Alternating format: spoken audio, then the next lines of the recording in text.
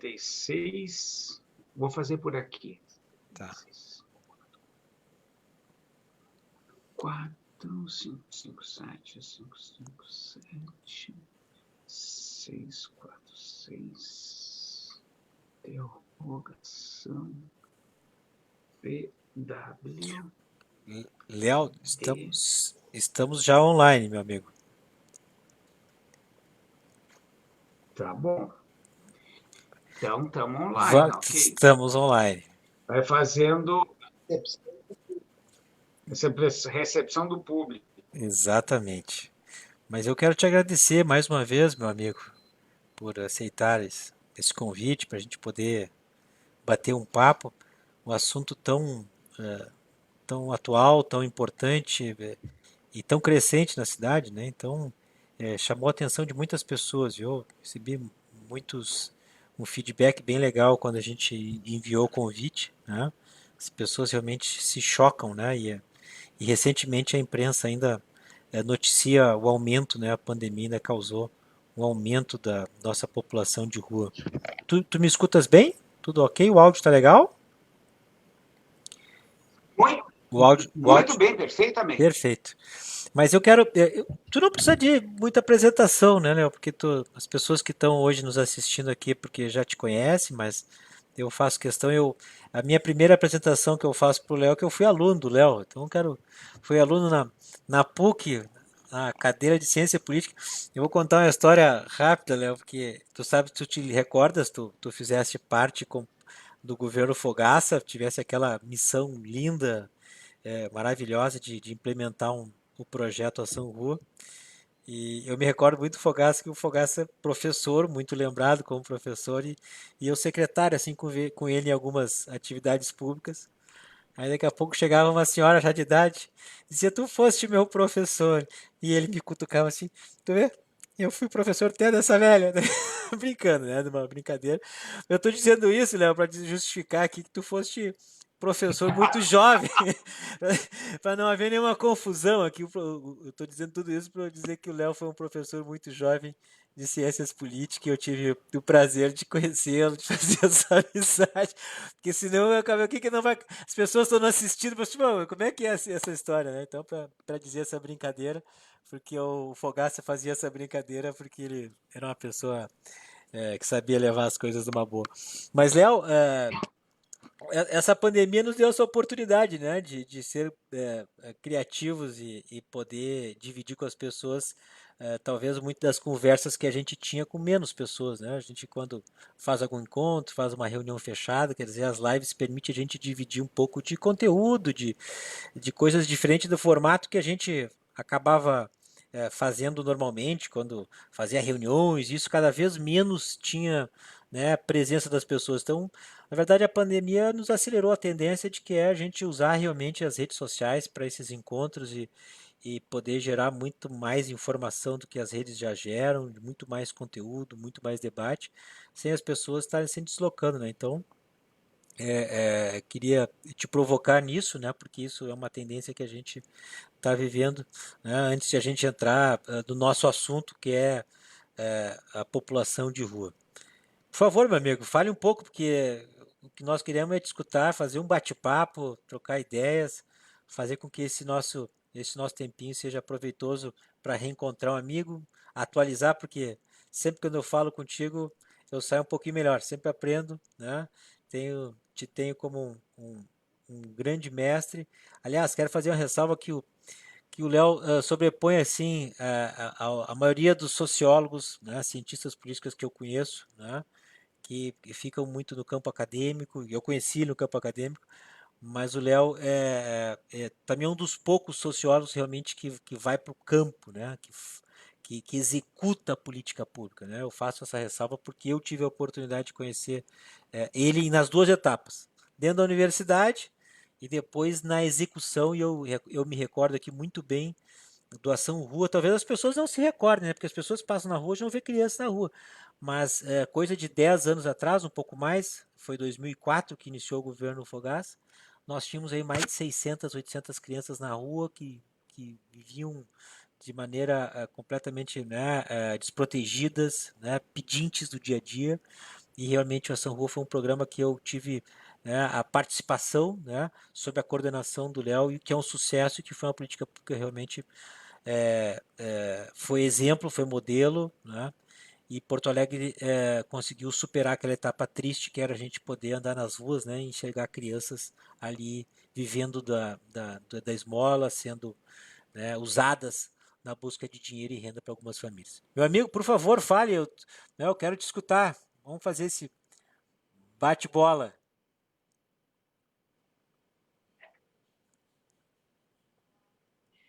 Vocês me ouvem bem? Eu estou te escutando muito bem.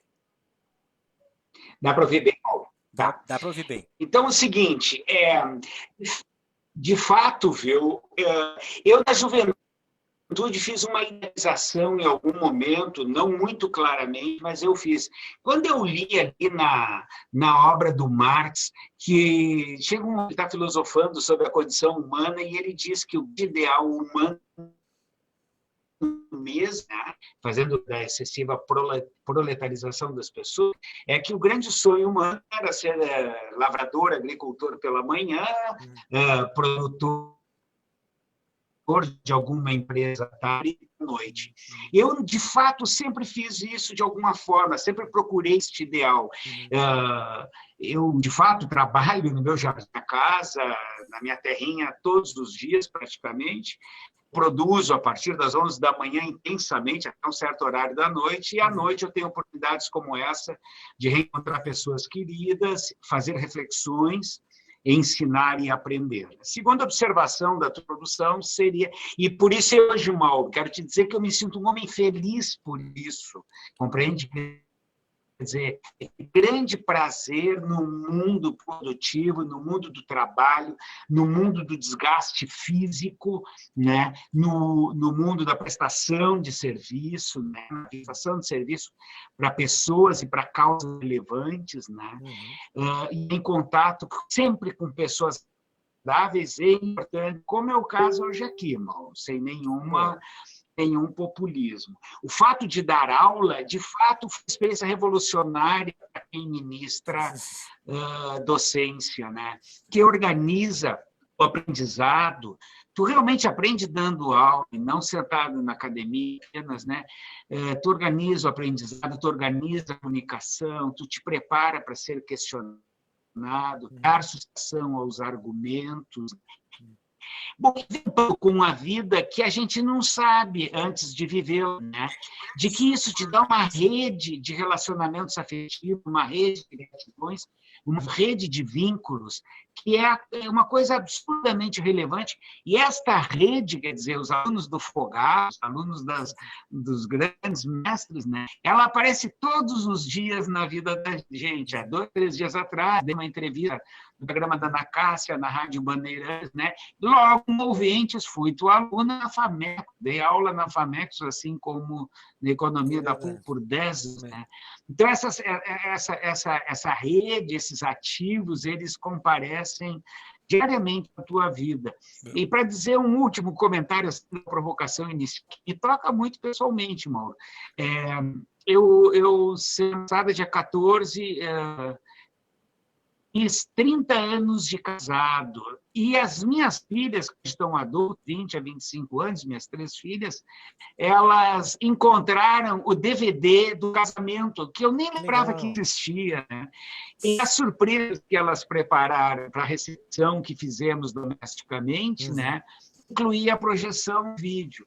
E me chama a atenção que meus 2 padrinhos do civil, né, 2 alunos do 2º grau, eu dei aula um único ano no 2º grau, num colégio privado em Porto Alegre. As relações que ali estabeleci, elas entraram na minha vida e comparecem quase todas até hoje. E eu, olhando o vídeo, tem lá as 2 testemunhas de casamento no civil, são 2 alunos do 2º grau, Colégio Santa Inês de Porto Alegre. Isso é um afeto magistral. Agora, esse segundo lado que tu está referindo é as políticas públicas. Aí é muito mais forte na vida da gente, na minha, tua, nos que nos cercam, nas pessoas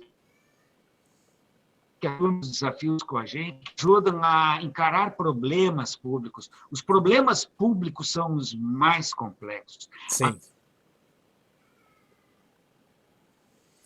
A tarefa do ente público, do ser, de cada... Uhum. Léo, eu perdi o teu... A rede, tranquilo? Agora voltou. Para? Agora voltou. Ela oscilou, né? É que eu moro retirado da cidade, então ela oscila essa rede. Uhum. Bom, e aí isso se constitui uma outra experiência rica, que é construir, pensar, executar políticas públicas para a cidade, e nisso a gente tem uma experiência formadora na execução das políticas públicas, também se estabelecem vínculos, como é o caso contigo aqui, que se renovou o nosso laço, o nosso vínculo, quando nós estivemos juntos no mesmo governo, em mais de um governo estivemos juntos. Então, tu no parlamento ou no executivo, e eu sempre lá na execução de políticas públicas. E ainda mais, Mauro, quando isso dá certo, quando as políticas dão resultados que transformam a vida das pessoas e transformam. E no nosso currículo tem, pelo menos na área social, na área das políticas públicas no campo social, esses dois projetos. Um projeto da proteção da infância, erradicação das crianças em situação de rua, o Ação Rua e toda a estratégia que ele englobou na cidade, e essa experiência, tendo dado impacto certo, nós fomos aplicar, então, para as políticas de carroceiros, carrinheiros e catadores, política que ela é parcialmente muito bem sucedida no caso dos carroceiros e é parcialmente bem sucedida, não totalmente, no caso dos puxadores de carrinho da ação humana, porque é uma limitação da nossa concepção, mas é porque essa população também ela dialoga muito com a população que tu está propondo de hoje, que é a população de rua. Deixa eu dar um abraço para a turma que está entrando aqui, Léo. Tem uma turma que está dando um abraço, dar um abraço aqui para Lara e Crever, e o Paulo Marques estão assistindo. O nosso conselheiro tutelar Edemar, boa noite, Leonardo, obrigado pela presença. O Jorge Murgas, o Telmo, Telmo Veiga, parceiro. A Nara Mascarenhas, o Michel Santos, obrigado, Michel, pela participação. O Fleck, que trabalha comigo, está nos acompanhando. Aliás, hoje é aniversário da filhota dele, que é minha afilhada. Um beijo para Maria. A Leia Oliveira, obrigado, Leia. O Adilson, a Nira, lá do Morro da Cruz, obrigado, Niroca. A Leoni, a Eliane Vargas, obrigado, Eliane. Alessandra, lá do Planalto. Wendel, Paulo Marques, Sandro Vitória, obrigado, Sandro, pela presença. Enfim, Paulo Paquetá, a professora Graziele, lá de Eldorado. Paulo Silva, Paulo Paquetá, conselheiro Átila, Fabiana Nascimento, Camila, enfim, uma galera. Vou lendo aqui o Paulo Quintanilha, a Luciana Turella, a Grace Pereira, depois eu leio os outros que estão aqui juntamente conosco. Me escuta bem, Léo? Porque eu percebo que a tua rede está um pouquinho mais lenta. Perfeito. Mas, Léo, vamos falar um pouquinho do nosso... já fizemos assim, uma entrada e tu citaste aqui dois programas realmente um que eu presenciei, que eu fui, né, assim, parte envolvida, né, não diretamente, mas a Secretaria da Juventude tinha a sua contribuição, mas sob a tua liderança, que foi a Ação Rua, e depois o projeto esse que realmente tenta, né, oportunizar para essas pessoas que vivem da coleta do lixo, né, da reciclagem, uma melhor condição e tem andado. Eu sei que tu tens aí uma grande contribuição. Depois a gente pode bater um papo porque tem a ver com o assunto que nós estamos falando. Mas sai uma pesquisa recente, Léo, que talvez bata com os números que a gente já tinha conversado alguns tempos atrás sobre o assunto. 2,6 mil moradores em situação de rua, né? E a FASC registra um aumento de 20% dessa população de rua, né? Então, há uma identificação de que muitas dessas pessoas que estavam, que voltaram à situação de rua, eram pessoas que viviam de algum tipo de trabalho, né, pelo centro da cidade, e no momento que vem a pandemia, que surge o isolamento, que surge a restrição da deslocamento das pessoas, da vida comercial da cidade, essas pessoas perderam essa renda, né, e acabaram voltando para a rua. E o pior disso, Léo, é que não há a rede de proteção da cidade é completamente insuficiente, né? Ainda mais que a prefeitura adotou algumas medidas, né? Ela diminuiu as vagas em detrimento da necessidade de isolamento. Então quer dizer que nós temos aí uma população bastante grande nas ruas, vivendo sob as condições da desproteção, né? Da falta muitas vezes do alcance do Estado e somado com a pandemia aí, que é o que nós estamos vivendo no momento. A gente já conversou bastante tempo, né? Como tu disseste, política pública não é uma coisa fácil, né? Tem que haver muita disposição do governo, né? Tem que ser, o prefeito tem que querer muito, né? Há uma demanda de recursos, né? Há uma necessidade de envolvimento realmente dos técnicos da prefeitura, tem que se engajar no processo. Há um questionamento, há uma dúvida também sobre o posicionamento em relação aos moradores.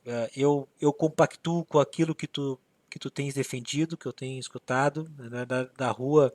A rua é a desproteção, né?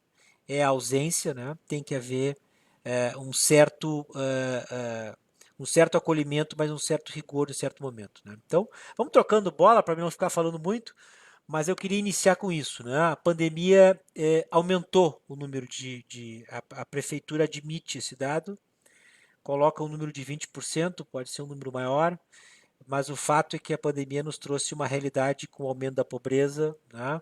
Com a dificuldade de serviços informais, e com a ausência e com a fragilidade do sistema, nós temos mais pessoas em situação de rua. Léo, nesse momento, Léo, o governo deveria estar agindo diferente.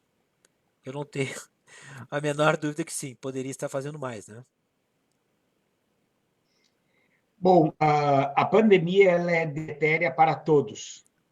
Ela é a mais democrática das tragédias, porque os ricos estão protegidos. É. Podem estar com menos risco, mas não estão protegidos. Como diz sempre o Nizam Guanais, sempre que ele pode, né? Quando cai o avião, a classe econômica cai igual à classe executiva e vice-versa. Mas, no caso aqui, né, de fato, são os moradores de rua que estão numa circunstância especialmente de sofrimento, pela sua circunstância original, mas também pela rede de albergues, abrigos e atendimentos públicos para cumprir as normas dos decretos. Além disso, então, além da circunstância de exclusão geracional que essa população é vitimizada, e da redução dos serviços públicos de atendimento, pelo menos do número de vagas, né, do número de atendentes e tudo, nós vamos ter isso que tu disseste, Mauro, o incremento do número que algumas pessoas que realizavam poucos biscates, né, e prestações de serviços, e flanelinhas e coisas assim, eles ficaram ainda mais sem renda e ocupando os espaços públicos, as ruas, as calçadas, as marquises da cidade. Então, incrementa o número, reduz as possibilidades de atendimento, pelo menos quantitativo, né? E isso é uma população, de fato, que quando o vírus chega ali, eles são de altíssimo risco, né? E é uma população em que a tragédia só não é maior. Eu acho, viu, aqui entre nós, o vírus ainda não está circulando nesses ambientes, o vírus ainda não chegou ali, como no passado, por exemplo, para essa população chegou gravemente o vírus do HIV, né? E altamente dizimador. Então, de fato, é a população que está numa circunstância de mais risco e vulnerabilidade. Os poderes públicos e a prefeitura, acima de tudo, está com a atenção toda voltada para o tema saúde, UTIs e escala para atender a população em geral. Mas, de fato, careceria uma política especializada e específica para atender esta população que é ainda mais vulnerável. Agora, eu queria ter um segundo elemento aqui, acrescentando, né, que ainda nós não citamos. Mas a impressão também que eu tenho é que tem um gesto paradoxal aqui, né? Tem um fenômeno, a gente for às ruas, for às periferias, for às esquinas do centro da cidade, eles estão recebendo maior solidariedade da população. Sim. O volume de voluntariado de bens e de ofertas se expandiu, né? Sim. Quase demasiado, já a população que procurar desatendimento para poder caminhar certas. Então, eles estão, neste momento, com alto risco, aumentando também, mas estão alimentados e mais assistidos pela ação da sociedade. Quando eu descia na semana, na beira desse atendimento, instabilizou novamente a internet. Deu? Está me ouvindo de novo? Estou te ouvindo bem. Houve uma oscilação. Houve uma oscilação. Bom, quando eu descia ponta lá do atendimento, o que nós tínhamos era uma sociedade civil ativa, participante, alerta e tentando cumprir voluntariamente com a sua contribuição na proteção dessa população. Se o poder público, de uma forma, se atrapalhou ou não prestou atenção devida, ou está mesmo enfraquecido para atender nesse momento, o fato é que a sociedade civil se mostra cívica e atuante, presente. É uma coisa impressionante. Tanto que a pergunta que mais me fazem assim, em debates e pergunta é se isso é algo episódico ou se isso é um compromisso que veio para ficar, se isso tem durabilidade. O que é uma resposta que eu não tenho, né? Porque nós não temos ainda uma bola de cristal. Deixa eu dar um abraço na turma que tá mandando aqui para a Lissandra, mandou também uma pergunta. Esse abandono é tão grande que o próprio povo tem que tomar pulso da situação. Fazer trabalho voluntário, aproveito para estar fazendo esse trabalho e alcançar a quem precisa, porque abandono. Tá aqui a Lissandra botando aqui a contribuição dela do trabalho voluntário. Eu tenho percebido também, viu, Léo, Porto Alegre tem sido, né, sempre especial quando há uma situação de solidariedade, agora com as ilhas, né? O próprio Átila, que está aqui nos acompanhando, me relatou assim, um grande movimento de solidariedade das pessoas, e eu tenho percebido que também com a população de rua, né?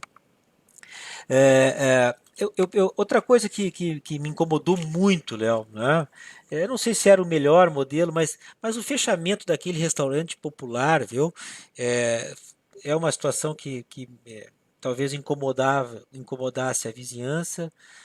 A prefeitura traçou com a disposição que pudesse descentralizar, né? Somado à lei que nós tínhamos, né? Nós tínhamos uma lei que, que garantia, né, a atividade do Flanelinha, né? E que então o governo Marquesan também retirou, né? Havia uma possibilidade de treinamento, um acompanhamento, né? Eu também de fato não acompanhei a eficácia daquilo, mas percebi que muitos deles tinham crachá e acabavam vivendo disso.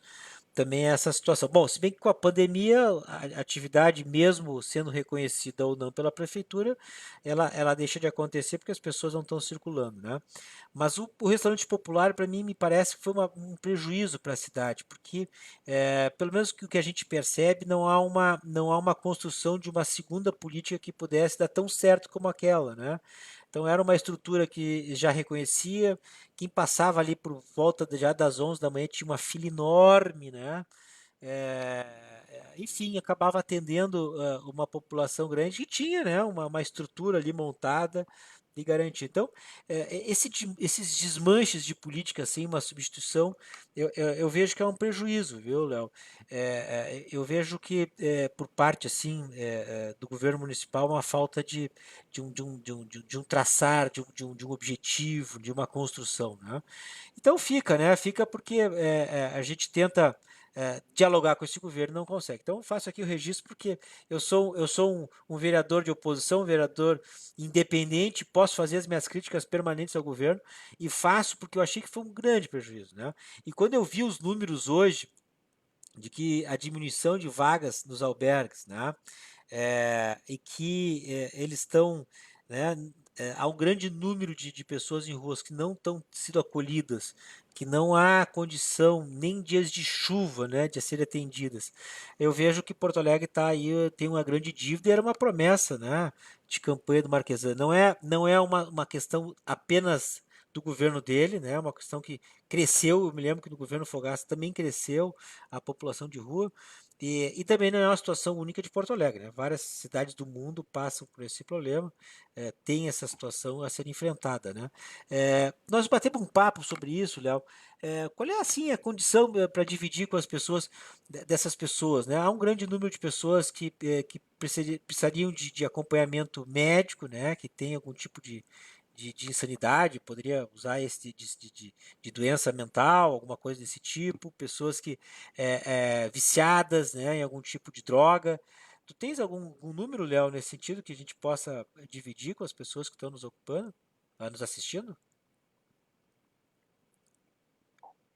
Eu acredito que o percentual das pessoas com transtorno psíquico e sofrimento mental nessa população é maioria, mas as pesquisas da URGS não apontam exatamente isso. Uhum. Nem toda ela é drogadita e nem toda ela é possuidora de sofrimento psíquico e transtorno. Uhum. Eles apuram que essa população é mais diversificada. Uhum. Sempre tive aproximações com esse tema, interesse de acompanhar, mas, de fato, nunca tive empírico. E é necessário dizer, Mauro, porque precisa ser cauteloso nessas horas, que toda estimativa feita de nariz para os temas de população pobre sempre foram superestimados na hora que se construíram sérias e efetivas políticas públicas. A política pública séria, ela vê que a estimativa ela é imensamente maior do que em 3 ou 4 casos que eu já experienciei profissionalmente na vida. Quando o Betinho lança a ação da cidadania com a fome, né, o número começou por 25, depois foi a 30 e chegou a ultrapassar 40 milhões de faturas. E aí, quando começaram a fazer pesquisas empíricas efetivas, né, o número não chegou de fato a 10 milhões, e com as políticas de proteção à nutrição, esses percentuais começaram a cair, tanto que pegou um momento em que o número de obesidade nas classes populares é maior, o número de subnutrição. O dado foi o menino de rua de Porto Alegre, tinha milhares de meninos de rua quando termina o governo da Frente Popular e o governo Fogaça, né? Eram milhares.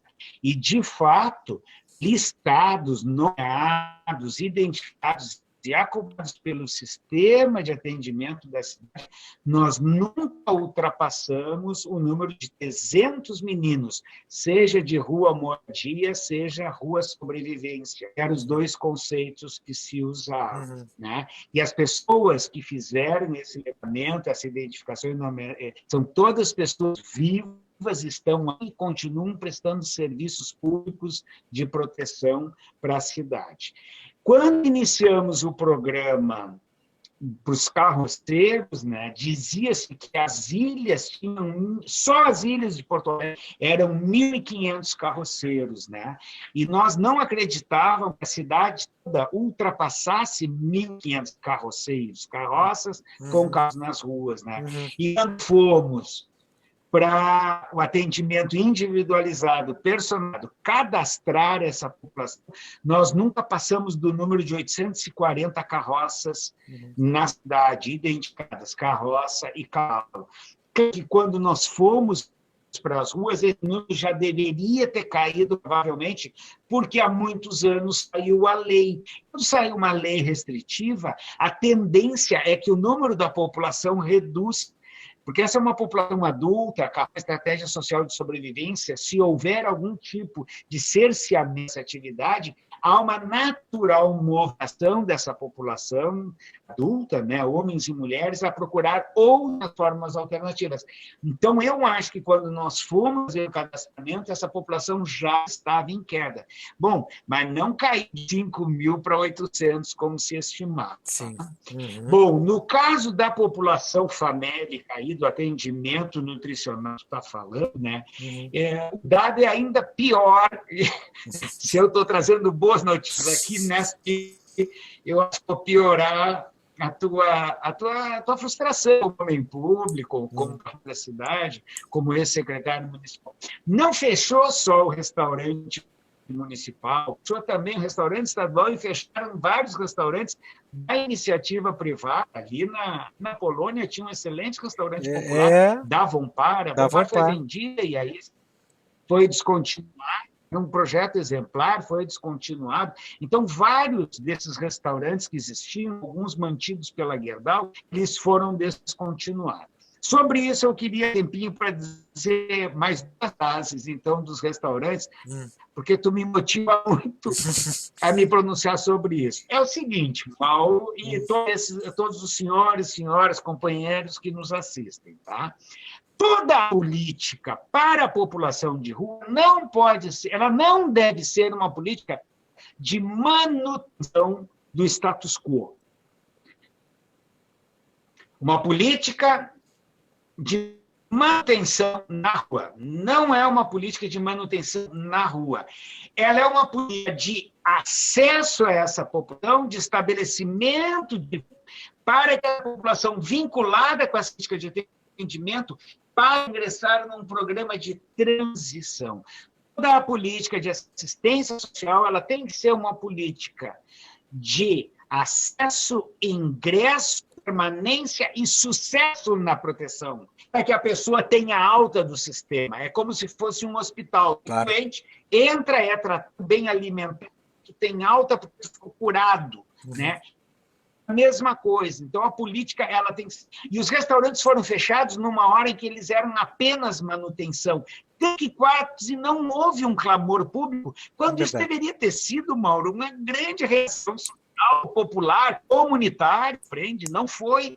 Não foi porque ele estava numa política de manutenção do status quo. Faltavam todas as políticas decorrentes necessárias a seguir de encaminhamento, de acolhimento, de residência, de saúde mental, de drogadição, né? De internação para drogadição, etc., etc., restabelecimento de vínculo familiar e comunitário, todas as demais políticas faltavam.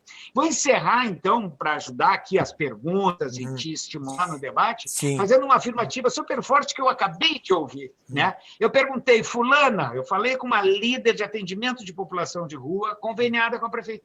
Fulana, eu estou tendo uma oferta, 80 quentinhas diárias para a população de rua. Tu tem condição de receber? Sabe qual a resposta que ela deu? Espetacular. E eu gosto de trabalhar com gente assim, porque elas estão na relação contigo o tempo todo. Ela disse o seguinte, Léo, a minha população de rua aqui no meu entorno, onde eu atendo, ela vai ter problema de obesidade e de alcoolismo, de tanta comida e álcool gel que estão dando para a minha população.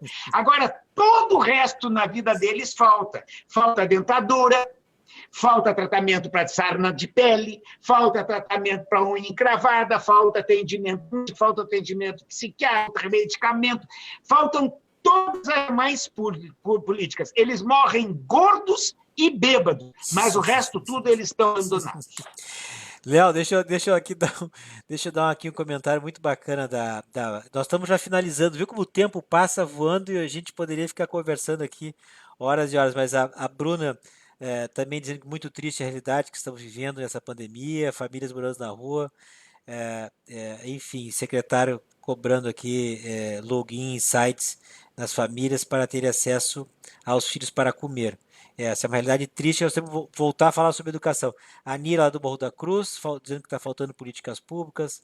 A Maria Piaceri, também aqui mandando um abraço dela. Deixa eu ver se alguém aqui dá mais uma contribuição. O objetivo da gestão atual é matar os pobres miseráveis. A Graziela dando a contribuição dela. É, é, aqui também criticando a gestão. Mas, Léo, eu quero te dizer assim, quero te agradecer mais o programa. Que pena que foi curto, né? Porque eu te disse que passava voando 1 hora, a gente conversou aqui quase 1 hora, e passa realmente voando, é pouco para a gente conversar para esse assunto tão polêmico. Mas com certeza não faltarão oportunidades. Te dizer que a gente tem feito uma cobrança permanente essa questão dos restaurantes populares. A gente fez uma cobrança tão dura, né? Tão dura. A secretária no momento era a vereadora Nádia, cobramos dela fortemente, do prefeito, não fecha, está lá estabelecido, não é um custo, é um custo baixíssimo para a prefeitura, quer dizer, não, nós vamos reorganizar, acabaram, né, e deixaram de ter aquilo que está colocado, e tu ainda traz para nós uma notícia pior, não foi só aquele, outros tantos, né, que pode ter alguma crítica aqui ou outra lá, alguns criticavam, não, mas as outras pessoas também estão indo comer, mas enfim, o fato de que visualmente a quem passava por ali, a quem frequentemente como eu, via que realmente as pessoas que estavam na fila ali da oportunidade de almoçar realmente precisavam. Então, aqui é um dos casos.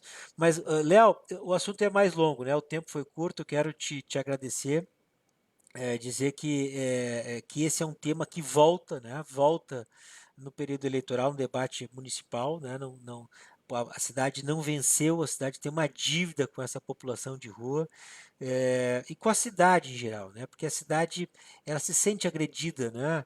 No momento de que ela enxerga aquelas pessoas desassistidas, né? As pessoas realmente ali colocadas numa situação, a solidariedade das pessoas, elas acontecem, né? Nem sempre é o melhor caminho, né? Porque na verdade que a solidariedade acontece, as pessoas também se acomodam, né? Junto com a ausência do poder público. Então, quero te agradecer e te passar para as palavras finais, Léo. Finaliza esses minutos que faltam, né, de coisas que a gente pode aí, finalizar o nosso debate. Eu diria, à guisa de conclusão, Hum, que essa é a população que é a receber ainda uma política efetiva, transversal, continuada e especializada de atendimento. Porto Alegre já fez isso para a criança, o país já está fazendo isso para o idoso, a saúde já está fazendo isso para o doente, a educação já está fazendo isso para o ensino. Nós já fizemos em Porto Alegre para o menino de rua, já fizemos para o catador de rua, já estamos fazendo cooperativas de reciclagem, mas a doença mental e o morador de rua, eles ainda continuam carecendo de uma efetiva política pública. Esta é a última população que resta, que ainda está deitada, abandonada no terreno baldio da política. Obrigado por teu carinho, teu convite, todos que nos assistiram, e sempre que for pela causa da cidade e do Brasil, contem comigo com tá prazer. bom. Obrigado, Léo. Deixa eu mandar um abraço aqui para Carla Mu, também a Cleusa Biazeto que entrou. Um abraço, Cleusa. Obrigado por estares conosco. Léo, meu professor, meu mestre, obrigado por esse bate-papo.